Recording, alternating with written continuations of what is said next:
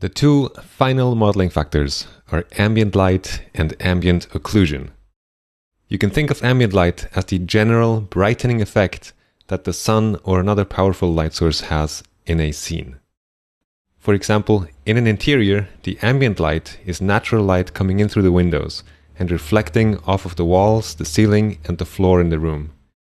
It's important to distinguish ambient light from direct light, such as the spots of light you can see on the wall and on the floor.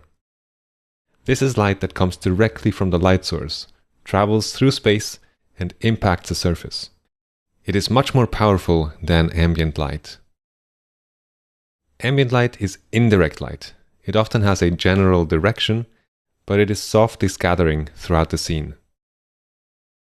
Ambient light has two main effects, and they both influence the shadows. Ambient light softens and lightens shadows. Here's a painting by Rembrandt.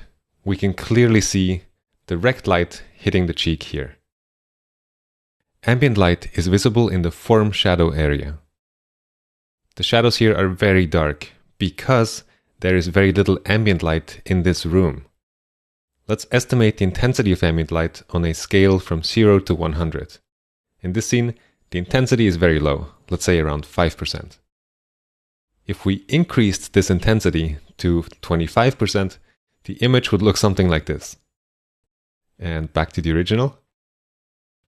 And back to 25. Okay, you see the difference? This is an example of low ambient light. Here's an image by Bouguereau, which has a very high amount of ambient light. The shadow shapes are difficult to see, but they are there. They're just very light and very soft.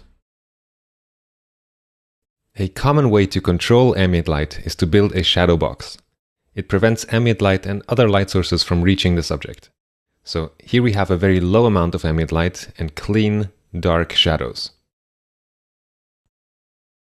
The exact opposite is a light tent, which is often used in product photography.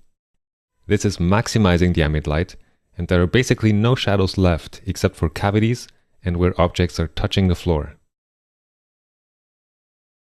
With ambient light comes its opposite effect, ambient occlusion. If you want to create realistic images, this is a very important modeling factor. Occlusion means hiding or blocking. Ambient occlusion is a type of shadow that is created when ambient light is blocked from reaching a surface.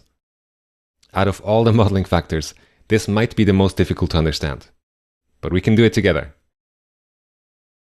On your left, there is a regular 3D render using all the modeling factors. On your right, there's just ambient occlusion. This is the beauty of 3D programs. I can tell the computer to just calculate one modeling factor. In this case, ambient occlusion. As you can see, we have a ball with a little shield in front of it. Watch the image on the right. I'm going to pull this shield back away from the ball. Can you see the occlusion shadow? Can you find it also in the left image? It might look subtle, but that is because we're so used to seeing reality with all the modeling factors in place. But watch this. I'm going to remove the occlusion shadow. Ready? See how wrong that looks? This is what happens when you forget to draw ambient occlusion, or when you don't know about it.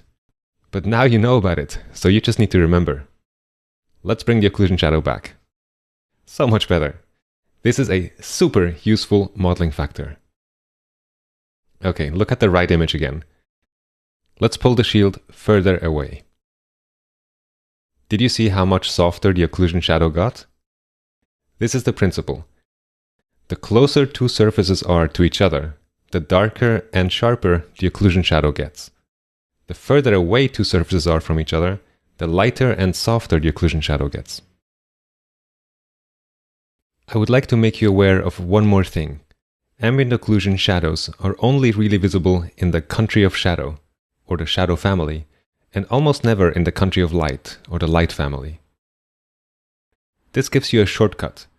When drawing ambient occlusion, you only need to look for it in the form shadow and cast shadow. Take a look at the floor in the right image. There's occlusion shadow all around the sphere. It gets darker as the sphere and the floor are getting closer to each other. In the left image, there is no occlusion shadow visible on the left side, where we have direct light hitting the floor.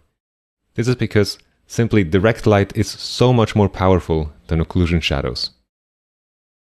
If you look very carefully inside the cast shadow on the floor, you can see ambient occlusion there. Here's another example. It's an egg with form light, form shadow, and cast shadow. And here it is with ambient occlusion. To break it down, there is occlusion in the form shadow and in the cast shadow. And this makes all the difference between something flat and graphic and something much more real. I am so happy to be sharing this with you. Ambient occlusion is one of the things that I would really like you to take with you from this course, because it is everywhere. Once you know to look for it, you'll see it, and you'll put it into your work, and your work will be stronger. It took me a while to really understand the concept of ambient occlusion, but when I did, this idea changed the way I draw. So if this is new and you don't quite understand it yet, be patient with yourself. Maybe listen to this explanation again and do your own research. And now, let's practice.